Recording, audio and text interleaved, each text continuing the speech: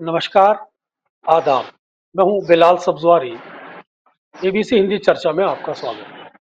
आज हम बात करेंगे बहुत ही महत्वपूर्ण विषय पर। ट्रंप अमेरिका के राष्ट्रपति बनने के बाद जिस तरह के वो बयानबाजी कर रहे थे, जिसके बारे में ये माना जा रहा था कि वो भारत के विरुद्ध भी कुछ कड़े कदम उठा सकते हैं, एक ऐसी अवधारणा देश के अंदर बन गई थी। लेकिन 20 जनवरी से अब तक अभी एक सप्ताह भी नहीं बीता है।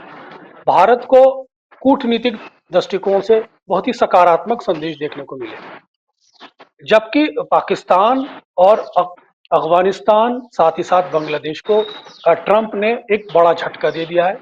वहीं भारत के साथ तहव्वुर राना, जो 26/11 का मास्टरमाइंड बॉम्बे था, उसको लेकर प्रत्यार्पण संधि पर बहुत ही सकारात्मक बातें चल रही हैं।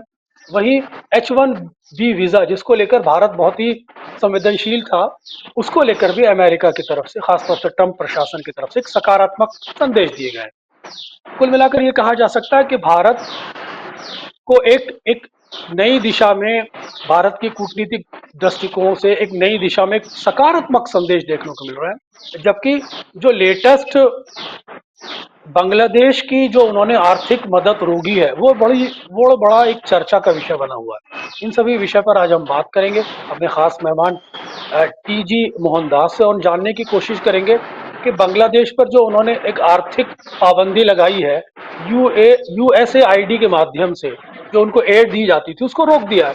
तो इसका पड़ोसी देश बांग्लादेश पर क्या प्रभाव पड़ेगा, उनकी आर्थिक व्यवस्था पे क्या प्रभाव पड़ सकता है, और साथ ही साथ उनकी ऊर्जा कार्यक्रमों पे क्या प्रभाव पड़ता है। देखिए बिलाल साहब, ये बांग्लादेश को झटका दिया, पाकिस्तान को झटका दिया। जरूर झटका तो दिया है, लेकिन वो बांग्लादेश के लिए या पाकिस्तान के लिए चुन चुन के झटका नहीं है। तो एक जनरल झटका है। एक तो वर्ल्ड हेल्थ ऑर्गेनाइजेशन से अमेरिका ने विड्रॉ किया कि भाई ये सब नालायक लोग हैं, कुछ काम के नहीं है, अमेरिका के विरुद्ध काम कर रहे हैं, इसलिए हम इनको पैसा नहीं देंगे, हम नहीं है इसमें। दूसरा यूएसएड। यूएसएड बांग्लादेश के लिए नहीं, सबके लिए बंद किया है और 90 दिन की अवधि दी है कि उसके अंदर वो ये इंश्योर करना चाहते हैं कि जो पैसा यूएसएड के नाम पर जाता है वो कहीं टेररिस्ट के पास नहीं जाता। This is to be insured. तो उनका एक ही मकसद है, जो पैसा वो देते हैं वो वही काम के लिए, हेल्थ के लिए या स्कूल के लिए वगैरह देते हैं, वो वही काम के लिए जाता है।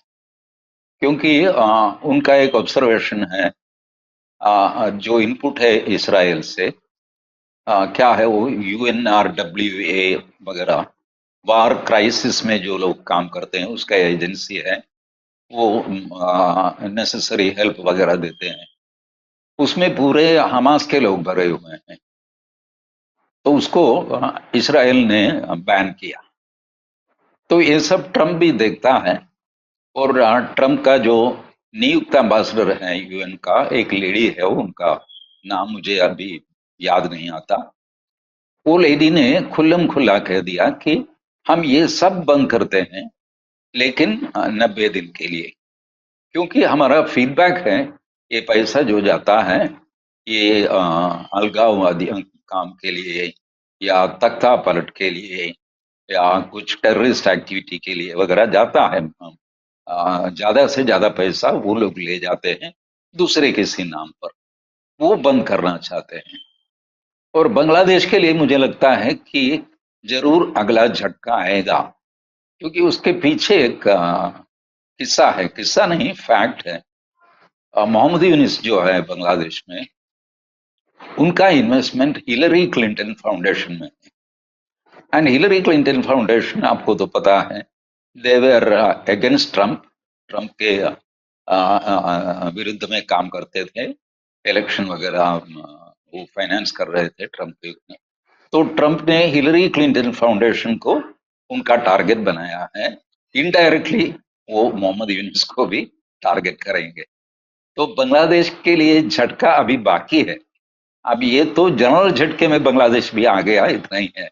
स्पेसिफिक झटका अभी बाकी है बांग्लादेश के लिए। लेकिन लेकिन आपने कहा कि जो पैसा अमेरिका के माध्यम से दिया जाता था, वो उनकी ये शिकायत थी, उनके पास ये फीडबैक था कि वो अलगाववादी गतिविधियों में इस्तेमाल होता है, आतंकवादी गतिविधियों में इस्तेमाल होता है। जो ट्रम्प प्रशासन है, इसकी नीति बिल्कुल अलग है। वो दुनिया के किसी भी डिस्प्यूट से अपने आप को अलग रखना चाहता है, चाहे वो यूक्रेन रशिया का प्रॉब्लम हो, चाहे इसराइल और फ़लस्तीन की प्रॉब्लम हो। अभी ट्रम्प प्रशासन के विदेश मंत्रालय द्वारा ये कहा गया कि यूक्रेन और रशिया युद्ध के अंदर वो अभी तक यूक्रेन को 69 बिलियन डॉलर की मदद दे चुका है। वहीं इसराइल को वो 17 बिलियन अरब डॉलर की मदद दे चुका है, जिसके चलते अमेरिका की आर्थिक नीतियों का प्रभाव हो रहा है, जिसके चलते से वहाँ के जो डेवलपमेंट के कार्यक्रम है वो ज़्यादा प्रभावित होते हैं।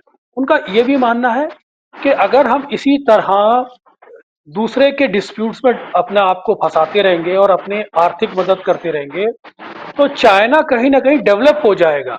इसलिए वो सभी डिस्प्यूट से अपने आप को रोल बैक भी कर रहे हैं। इस पर आपको क्या कहना है? नहीं, वो भी आप देखिए, वो ट्रम्प ऐसे बोलते हैं, लेकिन कल ही तो इनका जो एयरफोर्स वन, उनका जो प्लेन है, United states of American president का स्पेशल प्लेन, वो प्लेन के अंदर जो इंटरव्यू दिया उन्होंने, उन्होंने कहा कि ये जो रेफ्यूजी क्राइसिस है हमास और इसराइल का, अभी तो ठीक है, सीज फायर है, लेकिन ये बंदियों को अगर ये वापस नहीं करते हमास, वो करने के चांसेस भी बहुत कम है। जैसा प्लान किया वैसे ही रिटर्न करना है उनको, नहीं किया तो इसराइल और हमला करेगा हमास के ऊपर। ट्रम्प ने बोला कि ये मैं जानता हूं। और एक भी ऑर्डर ट्रम्प ने निकाला कि जो 2000 बॉम्ब, सब बहुत बड़ा कुछ बॉम्ब है वो बिडेन ने नहीं दिया था, लेकिन ट्रम्प ने दिया इसराइल को। और बाकी कुछ तो 8K47 समथिंग एक नंबर है उसका बॉम्ब का, ये सब बम है, आधुनिक बम है, हथियार है, बहुत बड़े हथियार है। वो सब इसराइल को देने का आदेश दे दिया ट्रम्प ने। आप बताइए, युद्ध रोकना चाहते हैं या जारी रखना चाहते हैं? नंबर 2, आप देखिए पनामा कनाल, ट्रम्प ने पहले ही दिन ही बोल दिया कि भाई पनामा कनाल का अभी इनडायरेक्ट कंट्रोल चाइना के पास में है। वो हमने 1977 में पनामा को दिया था, चाइना को थोड़ी दिया था। इसलिए वो जो दिया वो गलत हो गया, अब हम उसको वापस लेंगे। अब कैसे वापस लेंगे? वहां पर भी युद्ध का बादल मंडरा रहे हैं। तीसरा, गल्फ ऑफ मेक्सिको, उसका नाम बदल दिया ट्रम्प ने, गल्फ ऑफ अमेरिका कर दिया। देखिए, इट्स एन अफ्रेंटरी टू मेक्सिको। तो जी। करनी ऐसा है, लेकिन बोलने में वो बोलते हैं कि नहीं भाई, हम यहाँ वहां जो युद्ध चल रहे हैं उसमें माथा डालने नहीं जा रहे हैं। ठीक है, उनका जहां इंटरेस्ट है वहां वो इंटरफियर करेंगे, उनका इंटरेस्ट नहीं है भाई, छोड़ दो उनको। एक तो इसराइल उनकी दोस्त है, बहुत जिगरी दोस्त है, इसराइल को छोड़ने वाले नहीं है। तो इसराइल का जो भी इंटरेस्ट है उसको सपोर्ट करेंगे। अब इसमें यूक्रेन और रशिया के बीच में जो है, उसमें ट्रम्प का कोई इंटरेस्ट नहीं है। यूक्रेन बहुत रो रहा था कि हमको नाटो में ले लो, ये करो वो करो, लेकिन कोई नहीं सुने। लेकिन सब लोगों ने डिसाइड किया कि चलो भाई यूक्रेन को सपोर्ट करेंगे, लेकिन कब तक सपोर्ट करेंगे? अब रशिया को भी लगता है कि अब ये बंद होना चाहिए, अच्छे एक फेस सेविंग फॉर्मूला कोई ले आए तो रशिया यूक्रेन ये कॉन्फ्लिक्ट बंद हो जाएगा और उसका क्रेडिट ट्रम्प को मिल जाएगा। ये हालत है। पर से मुझे लगता है ट्रम्प युद्ध से बिल्कुल एकदम महात्मा गांधी बन गए, ऐसा नहीं है, ऐसा बन नहीं सकते। अमेरिकन प्रेसिडेंट आप देखिए, डोनाल्ड ट्रंप हो या जो बिडेन हो या जो भी, वो जी, अमेरिका के इंटरेस्ट देखते हैं, उसके लिए कुछ भी करने को तैयार हैं। उनके लिए उनकी दोस्ती या दुश्मनी सब कुछ अमेरिका के बेनिफिट में वो देखते हैं। अमेरिका को जी, बेनिफिट नहीं है तो दोस्ती छोड़ दी, बेनिफिट है तो एकदम दोस्ती बढ़ाई। ये अब ये H1B वीसा वगैरह, अमेरिका को कुछ तो बेनिफिट होगा उसमें, इसलिए किया है वो। जी। ताहाउर लेकिन राणा को लेकिन छोड़ दो। लेकिन जी। जी, जी, आप ठीक कह रहे हैं, लेकिन मोहनदास जी, मैं थोड़ा-सा ये जानना चाह रहा हूँ कि अमेरिका के इंटरेस्ट की आपने बात की, और डोनाल्ड ट्रंप ने पनामा जो नहर है उसको वापस माँगने की बात की थी, जबकि पनामा की तरफ से ये स्पष्ट संदेश आया कि हमें कोई गिफ्ट में कोई दी थी ये। साथ ही साथ जब इज़राइल पर उन्होंने ओथ लेने के बाद एक जर्नलिस्ट ने उनसे ये पूछा था कि साहब, आपका क्या इज़राइल और पैलेस्टीन इश्यूज पर आपका क्या टेक है, तो उस पर उस वक्त उन्होंने ये कहा था कि साहब, हमारा इससे क्या लेना, वो तो इज़राइल अ, और फ़लस्तीन की लड़ाई है। तो अगर अगर आप ये मानते हैं कि अमेरिका अपने हितों को प्राथमिकता देगा और अमेरिका एक नीतिगत कार्यक्रमों के चलते अपने अपने राष्ट्र हितों को प्राथमिकता देगा, तो फिर जो जो राष्ट्रपति द्वारा जो भी निर्णय लिए जाते हैं वो राष्ट्र हित में तो लिए जाते हैं। तो फिर जो बाइडेन के निर्णय को ट्रंप क्यों कैंसिल कर रहे हैं? तो क्या जो बाइडेन ने एज ए प्रेसिडेंट रहते हुए निर्णय लिए थे, क्या वो राष्ट्रहित में नहीं थे? हाँ देखिए, जो बाइडेन ने जो निर्णय लिए हैं वो सब ट्रंप ने कैंसिल नहीं किया, उसमें गिन चुन के कैंसिल किया है। ऑलमोस्ट कुछ कैंसिल कर पॉइंट दिए। ऐसे हैं। हाँ ठीक है, 100 में कुछ 78 कुछ कैंसिल किए हैं, बाकी 10-22 कुछ तो बाकी है। जो भी है, अब राष्ट्रहित जो जो बिडेन का उसका टिप्पणी है, ट्रंप उसे एग्री नहीं करता। अब जो बिडेन बोलता है कि जो इलीगल इमिग्रेंट्स है अमेरिका में इनको रहने दो, ट्रंप बोलता है नहीं, इनके रहने से खतरा है अमेरिका को। अब आप बताइए कौन राष्ट्रहित के बारे में बात करता? ये बोलता है मैं भी राष्ट्रहित में ही करता हूं, वो भी बोलता है मैं ही राष्ट्रहित में बात करता हूं। अब ये प्रेसिडेंट था, इसने इलीगल इमिग्रेंट्स को अलाउ किया। वो प्रेसिडेंट आ गया, उसने मेक्सिको बॉर्डर पर इमरजेंसी लगा दी, सबको भगा देंगे बोल रहा है। अब इंडियंस भी है उसमें, जब बिना कागज वाले, कुछ कागज नहीं, पासपोर्ट नहीं, कुछ नहीं, यूएसए में रह रहे हैं। और हमारे विदेश मंत्री डॉक्टर जयशंकर, उन्होंने कहा कि ऐसे लोग हैं तो हम उनको वापस ले लेंगे, ऐसा नहीं कि हम हमारे लोगों को इधर उधर घूमने फिरने देंगे, ऐसा नहीं है, हम इनको वापस लेते हैं। हमारे सिटीजन जो हैं वो बिना कागज के कुछ गड़बड़ करके कहीं तो घुस गए तो हमारी रिस्पॉन्सिबिलिटी है, हम उनको वापस ले लेंगे, ये भी बोला है। अब राष्ट्रहित क्या है, यही तो प्रॉब्लम है ना। डेमोक्रेट्स का राष्ट्रहित एक है, रिपब्लिकन का दूसरा है। तो ईगो क्लैश भी नजर आ रहा है, लेकिन आप तहव्वुर राना की बात कर रहे थे। पाकिस्तान के अंदर पैदाइश हुई उसकी, पाकिस्तान की पूरी आईएसआई का उसका पीछे हाथ था। जो 26/11 का जो ऑपरेशन उसने अंजाम दिया था मुंबई के बाद, तो उसके बाद से माना जा रहा था कि अमेरिका से उसकी एक्स्ट्राडिशन ट्रीटी काफ़ी में बड़ी टफ हो सकती है। लेकिन वहाँ की लोअर कोर्ट ने भी उसको सजावार ठहराया है, और भारत बहुत ही तेज़ी से उसको हिंदुस्तान लाने की बात कर रहा है। तो अब तहावुर राना का अगर भारत में प्रत्यार्पण होता है, तो इसको अंतर्राष्ट्रीय स्तर पर, खासतौर से साउथ ईस्ट एशिया, और खासतौर से तब जब पाकिस्तान अपनी आईएसआई को बांग्लादेश में बहुत ज्यादा एक्टिव कर रहा है, इस दृष्टिकोण से आप इस परसेप्शन में किस तरह से देख रहे हैं? वो ठीक है, तहावुर राणा जो है हमारी विदेश नीति की या कूटनीति जो बोलते हैं उसका एक सक्सेस ही है, तहावुर राणा के केस। लेकिन अभी और भी लोग वहां हैं। वो अपने पन्नून है ना, हरपतवंत सिंह पन्नून, वो घूम जी, रहा है जी, वहां पर सबको चैलेंज करके। तो बहुत एक तो ये खालिस्तानी लोग जो हैं उनको जी, अभी तक अमेरिका टेररिस्ट जैसा मानते नहीं है। तहावुर राणा दूसरी कैटेगरी में आता है, जिहादियों के कैटेगरी में। जी, लेकिन जो खालिस्तानवादी जो हैं उनके बारे में एक क्लियर स्टैंड अभी तक नहीं लिया है। यहाँ तक कि देखिए, ट्रम्प के जो स्थानारोहण था, वहां पर ऑडियंस में पन्नू भी बैठा था। पन्नू, हाँ, जी। वीडियो में दिखा है उनको, पन्नू को। हुँ। तो हुँ। एक जो है, जब ट्रम्प टेररिस्ट वर्ड यूज करता है, वो हमेशा इस्लामिक टेररिस्ट, जो रेडिकल, ऐसा आईएसआईएस, लश्कर ए तैयबा, ये टाइप के टेररिस्ट को वो टेररिस्ट मानते हैं। बाकी जो टेररिस्ट जो हमारे सर पर बैठे हैं, भारत के सर पर, उनके बारे में अभी तक कुछ डिसीजन नहीं लिया उन्होंने। शायद हम भी उनसे नेगोशिएट, क्योंकि हमारे प्रियोरिटी देखिए, हमको ये खालिस्तानी से ज्यादा हेडेक कनाडा से। अमेरिका में एक पन्नू या एक कोई बैठा होगा, वो कुछ वीडियो कर रहा है, डरा रहा है, धमका रहा है, बड़ी बात नहीं है। उससे भी बड़ा प्रॉब्लम है हमारा कनाडा में। 26 लोगों का एक्सट्रेडिशन पेंडिंग है कनाडा से।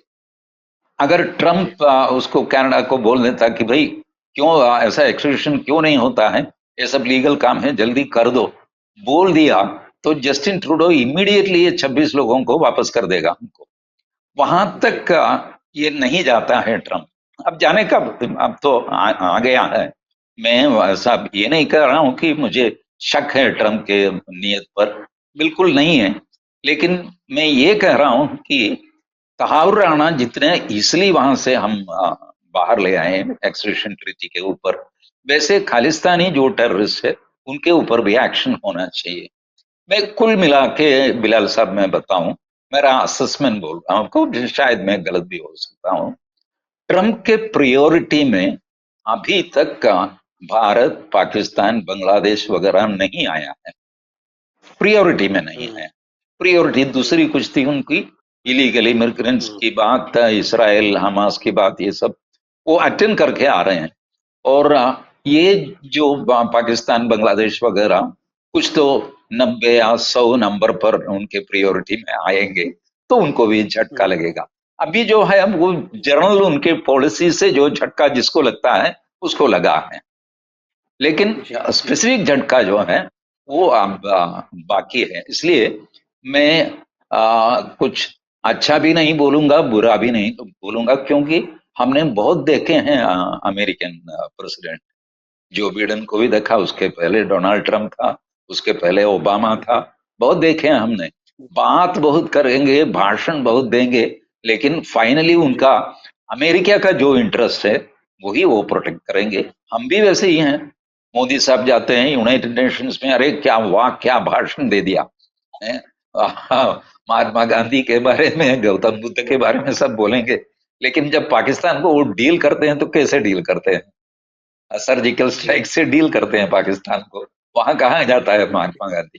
तो ये सब हुँ। बोलने की बात है, एक माहौल क्रिएट करेंगे, सब सब शांत हो जाएगा, अभी युद्ध सब खत्म हो जाएगा वगैरह। लेकिन प्रैक्टिकली वैसा नहीं होने वाला है, क्योंकि बहुत सारे इंटरेस्ट, हर एक राष्ट्र को उसका इंटरेस्ट है। भारत जी। को आप जी। देखिए, लेकिन हमारा क्या जैसे आपने इतना अभी। बड़ा इंटरेस्ट है जी। अमेरिका में। जी। जी। लेकिन हमको आपने एक क्या है, बहुत हमारा इम्पोर्टेंट बात बिजनेस कही। इंटरेस्ट है। हाँ। जी, बिल्कुल है। लेकिन आपने अभी बहुत महत्वपूर्ण बात की कि ट्रूडो का जो रवैया हमें देखने को मिला, ख़ास तौर से खालिस्तानी इशू पर, जो एक एक मुहिम चला रखी है कनाडा ने, और पन्नू के संरक्षण भी दे रखा है, उसके उसके चलते भारत और कनाडा के रिश्ते भी किसी हद तक कड़वे हो गए। उन दिनों की बात है कि उस वक्त अमेरिका कनाडा के साथ खड़ा था। तो आपको लगता है जी, कि इस खालिस्तान के विषय पर अमेरिका और कनाडा एक ही पेज पर हैं? नहीं, नहीं। अरे ये ट्रम्प आने के बाद क्या हो गया, ट्रम्प तो इसको गिनती भी नहीं करता जस्टिन ट्रूडो को। वो बोलता है कनाडा को, हमारा स्टेट बन जाओ तुमको हम गवर्नर बनाएंगे। जस्टिन, जस्टिन को बच्चा कहता है, इडियट कहता है, क्या नहीं कहता है ट्रम्प जस्टिन को। जस्टिन, इसलिए जस्टिन ट्रूडो अब पिक्चर में नहीं है, बेचारा राजीनामा दिया है, दूसरा आदमी नहीं मिला है, मिलते ही उसकी कुर्सी खाली हो जाएगी, ये हालत होगी जस्टिन ट्रूडो की। तो ट्रम्प जो है वो ही is not considering Canada as a country. वो बोलते हैं कि अमेरिका का एक स्टेट है, स्टेट बन जाओ तुम। और जस्टिन ट्रूडो को बोले तुम गवर्नर बन जाओ, मैं गवर्नर बनाता हूँ तुमको। बस इतना छोटे हो नहीं तुम, नहीं नालायक हो। मिस्टर, कोई लेकिन क्या बोली? मोहनदास जी, मैं अमेरिका और कनाडा के आपस में जो एक एक टसल है, वो अपनी जगह, उनकी अपनी लड़ाई है, लेकिन मैं इसको अफगानिस्तानी परिप्रेक्ष्य में देख रहा हूँ, अफगानिस्तानी आतंकवादी दृष्टिकोण से देखना चाह रहा हूँ। क्योंकि आपने कहा था कि अगर ट्रंप इतने सीरियस होते तो ट्रूडो को कहते अभी तक कि इनको सौंप दो भारत को, जो जितने भी हमारे वहां पर कुछ एक्यूज्ड हैं, जिन पर हम लोग चाहते हैं कि इनका एक्सट्रेडिशन हो जाए, वो अभी तक नहीं बोले हो। तो उसी पॉइंट पे आपको मैं कह रहा हूँ कि आपको लगता है कि पॉलिसी लेवल पर दोनों एक हैं ये लोग भारत के खिलाफ? नहीं नहीं नहीं, पॉलिसी लेवल पे एक नहीं है। उनकी, मैं बता ना, उनकी प्रायोरिटी नहीं है। अब कनाडा से खालिस्तानियों को एक्स्ट्राडिट करवाना, ये ट्रम्प के पॉलिसी में कुछ नंबर 150 या 200 पे आएगा। क्योंकि उनको बड़े काम करना है ना। उनको क्या पड़ी है खालिस्तानी को वहां से एक्स्ट्राडिट करके भारत को दे दो बोलने की? क्योंकि भारत खुद उनके प्रायोरिटी में नीचे है। उनके प्रायोरिटी में, अभी देखो टिकटॉक के बारे में, टिकटॉक हाथ में रखे ट्रम्प अभी चाइना से नेगोशिएट कर रहे हैं। टिकटॉक बंद है अमेरिका में, बहुत बड़ा मार्केट था चाइना का, टिकटॉक का। चाइना बहुत परेशान है। इंडिया में भी टिकटॉक बंद है, बैन किया हुआ है। जी तो चाइना जी। को परेशानी है। ट्रम्प बोलते हैं ठीक है, हम टिकटॉक का बैन निकाल देंगे, लेकिन तुम और कुछ हमारे लिए कर दो। अब ये और कुछ क्या है, ये उनको, चीन को और अमेरिका को पता है। चीन तो हिचकिचा रहा है, क्योंकि the cost involve is very high, security risk is very high. ये खेल खेल रहे हो तो जी उनके प्रायोरिटी में, may be after a month और सो, 1 महीने के बाद, 2 महीने के बाद, ये सब आ सकता है। कनाडा से ये करवा लो, इससे वो करवा लो। और हमारे जो विदेश मंत्री, वो गेम कैसे खेल रहे हैं, उसके ऊपर भी ये होता है। अभी ट्रंप जो 20 तारीख को आए हैं, लेकिन मुझे लगता है उसके 4-5 दिन पहले ही डॉक्टर जयशंकर वहां कैंप कर रहे थे। क्योंकि आने वाले ब्यूरोक्रेट्स जो हैं, उनसे बात करना है।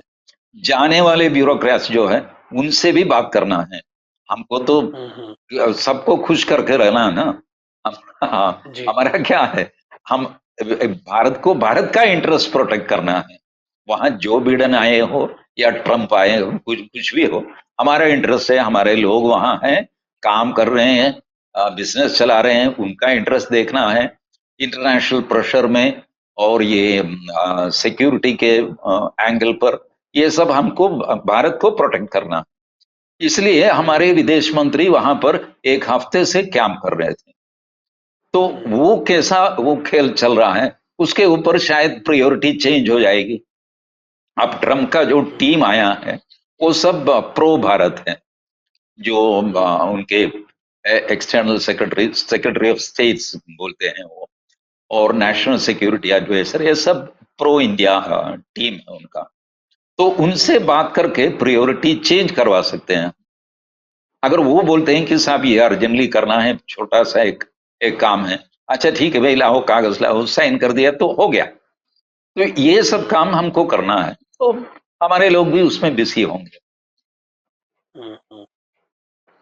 लेकिन लेकिन अब जो आर्थिक पाबंदी यूएसएआईडी के माध्यम से बांग्लादेश पे लगाई गई, बांग्लादेश और भारत के रिश्ते जो पूर्व में रहे, जब तक शेख हसीना रही वहाँ बड़े अच्छे रहे, दोनों के बीच में आर्थिक संबंध बहुत अच्छे थे, बहुत अच्छा व्यवहार था। लेकिन जब जब शेख हसीना की सरकार को अपदस्थ किया गया, तो China plus Pakistan plus America, इन तीनों ने मिलकर एक वहां पर एक सेटअप डेवलप किया।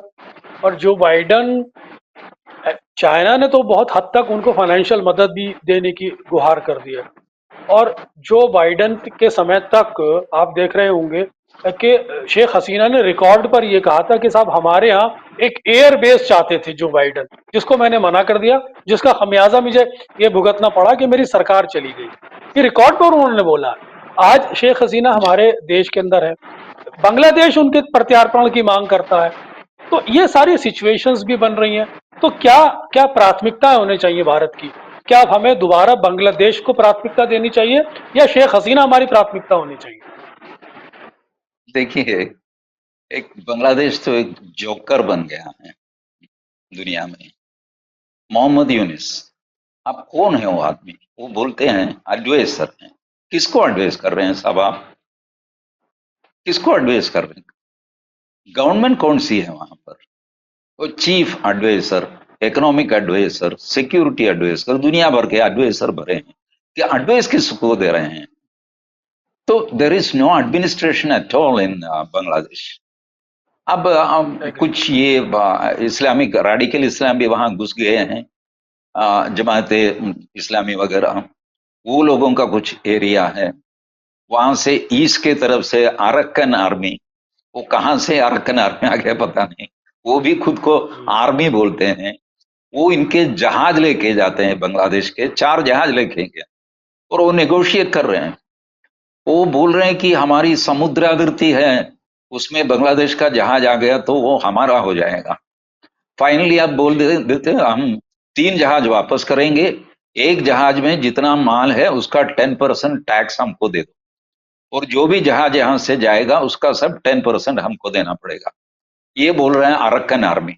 वो अरक्कन आर्मी में 7 या 8 कितने कितने हैं, क्या है, किसी को कुछ पता नहीं। उनसे डरते हैं मोहम्मद यूनिस। अब आपको पता है लास्ट वीक एक 20-25 बच्चों की छोटी सी रैली ढाका में हुई, ढाका सिटी में, आवामी लीग का।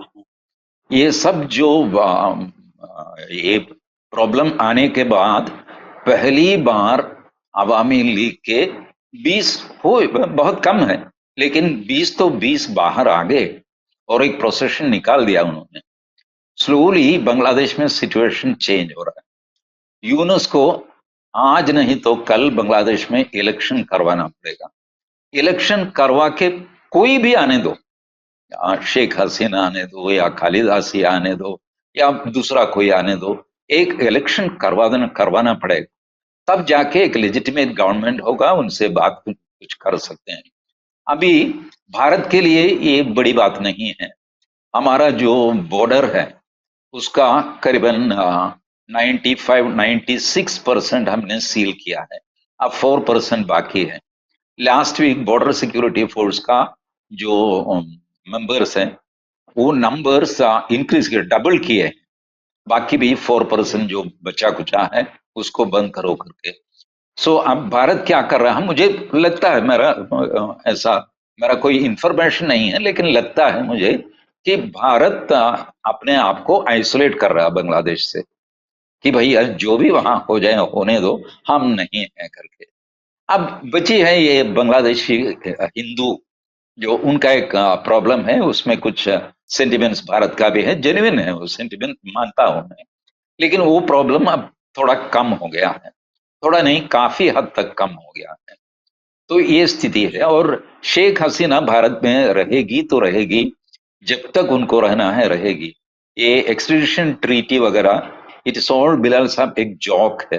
हमारे एक्सट्रेडिशन बांग्लादेश के साथ हमारे एक्सट्रेडिशन ट्रीटी में क्लियरली लिखा है कि political reasons, because of political reasons, अगर कोई आदमी बांग्लादेश से भारत आता है, भारत से बांग्लादेश जाता है, उसको इस ट्रीटी में नहीं आने देंगे, वो इस ट्रीटी से बाहर होगा।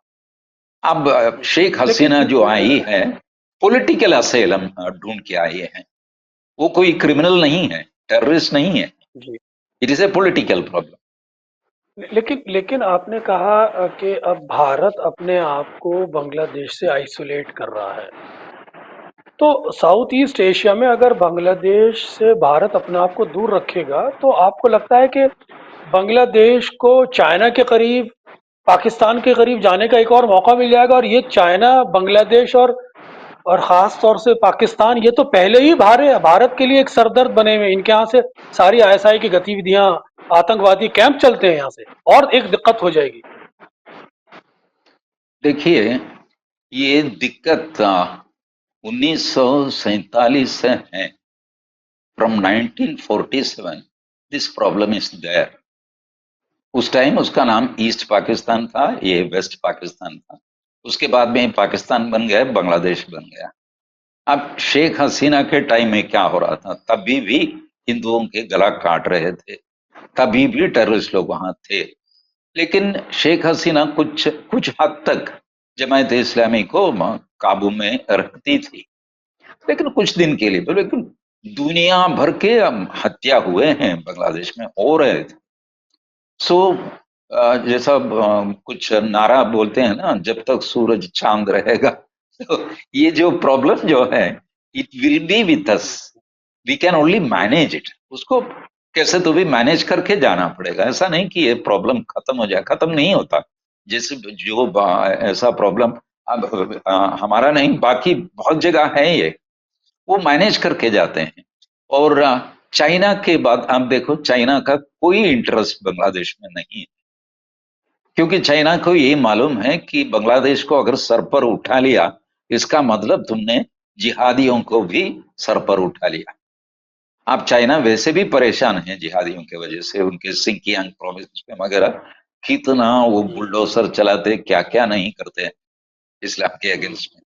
तो चाइना और के सी, सी, देखो ना। सी, सी, सी, हाँ, जो सी पैक है उनका, रोड एंड ट्रांसपोर्ट के लिए, उसको भी वो डिस्टर्ब करते हैं निरंतर। पाकिस्तान के जो एक टेररिस्ट आउटफिट है, खासतौर से रेफ्यूजीज, वो उसको निरंतर डिस्टर्ब करते हैं। लेकिन मैं आपसे ये अंतिम ही सवाल पूछना चाह रहा हूँ कि आप ये बात स्वीकार कर रहे हैं कि तहावुर राना को लेकर भारत की एक डिप्लोमेटिक विक्ट्री है, कूटनीतिक जीत जरूर है।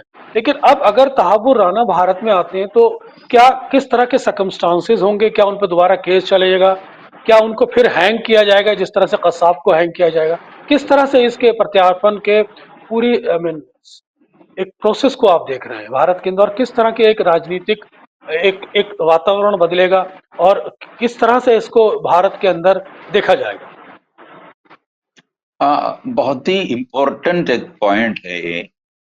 तहावुर राणा को भारत ले आने पर क्या होगा, अपने जो लीगल सिस्टम है उसको अरेस्ट करके नियरेस्ट मजिस्ट्रेट, वो गवर्नमेंट डिसाइड करेगी, मुंबई में या दिल्ली में या कहाँ पर है, मजिस्ट्रेट के इसमें हवाले कर देगी, and he will be remanded to jail, Tihar jail हो या जो भी है, वहां पड़ा रहेगा वो आदमी।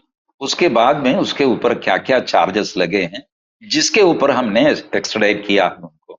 एक्स्ट्राडिशन आपको पता है, it's a criminal, you have to build up a criminal case and convince America that these are the crimes committed by this man.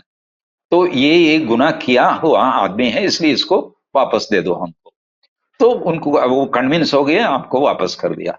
अब यहाँ आने के बाद हमारी जो सीआरपीसी, अभी जो भारतीय न्याय संहिता बोलते हैं, उसके हिसाब से वो केस चलेगा। चलेगा, मुझे लगता है कि जल्दी से जल्दी चलेगा। और जो भी कोर्ट उनको सजा देगी, फांसी का सजा या उम्र कैद जो भी है, वो होगा उनको। लेकिन इसका पॉलिटिकल इंपॉर्टेंस बहुत है। ये आपने जो पहले पॉइंट बताया था ना, ये हमारे एक्सटर्नल, हमारे जो पॉलिसी है, एक्सटर्नल अफेयर्स पॉलिसी, उसका बहुत बड़ा सक्सेस माना जाएगा। तो वो ऑपोजिशन को भी मानना पड़ेगा। तो अभी जो इनकम्बेंट गवर्नमेंट है, उसको वो क्रेडिट जाता है। ठीक कह रहे हैं कि ये एक बहुत बड़ी कामयाबी होगी, खास तौर से राजनीतिक दृष्टिकोण से इसका अपना एक महत्व है, जिसको सिर्फ जी, विश्व स्तर पे ही नहीं, राष्ट्रीय स्तर पे ही नहीं, बल्कि विपक्ष को भी इसको स्वीकार करना पड़ेगा। वहीं वहीं करेक्ट। अभी भारत भारत और अमेरिका की प्राथमिकताओं से अभी दूर है। लेकिन जिस तरह से एक सप्ताह के अंदर अंदर भारत को ये बड़ी कामयाबी मिली है तहावुर राना के रूप में, जिसको एक देखा जा रहा है, साथ ही साथ H1B वीजा पर भी अमेरिका ने एक बहुत ही पॉजिटिव सिग्नल दिए, और साथ ही साथ हमारे पड़ोसी शत्रु देश जो हमें समय समय पर परेशान करते रहे, खासतौर से बांग्लादेश और पाकिस्तान, भले ही वो प्रायोरिटी पर ना हो ट्रम्प की, लेकिन झटका उनको जरूर दे दिया गया। कुल मिला के ये कह सकते हैं कि ट्रम्प के आने के बाद भारत के लिए पहला सप्ताह बहुत ही सकारात्मक रहा है। देखना है कि इस तरह की अचीवमेंट को भारत आने वाले समय में अपने विदेश मंत्रालय और प्राइम मिनिस्टर नरेंद्र मोदी जी की जो एक ब्रांड वैल्यू है उसके माध्यम से किस तरह से निरंतर रख पाता है। आप हमारे साथ जुड़े, मोहनदास जी, आपका बहुत बहुत शुक्रिया। एबीसी के दर्शकों को मैं शुक्रिया अदा करना चाह रहा हूँ और साथ ही साथ उनसे निवेदन करता हूँ कि एबीसी हिंदी चैनल को सब्सक्राइब करते रहें और सभी प्लेटफॉर्म को इसको शेयर करते रहें और अपने कमेंट बॉक्स हमें प्राप्त कराते रहें। धन्यवाद। एबीसी हिंदी न्यूज, आज ही जुड़िए हर खबर के साथ।